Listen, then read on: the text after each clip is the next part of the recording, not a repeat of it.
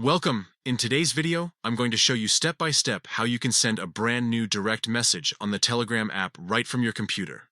With the latest update, the process is smoother than ever, and you'll be ready to connect with someone in just a few quick clicks.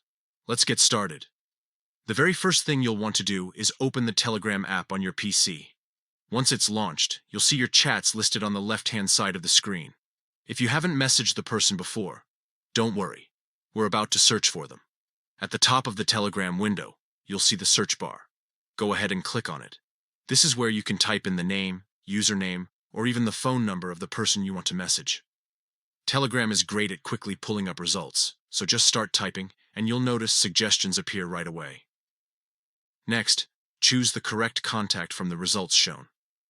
Clicking on their name will instantly open a brand new chat window with them. If you've talked with them before, the chat history will appear.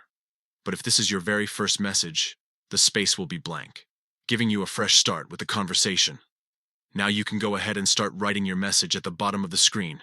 Simply type in whatever you'd like to say, and once you're happy with it, just press the Enter key on your keyboard. Your message will be delivered instantly, and you'll see it appear inside the chat box.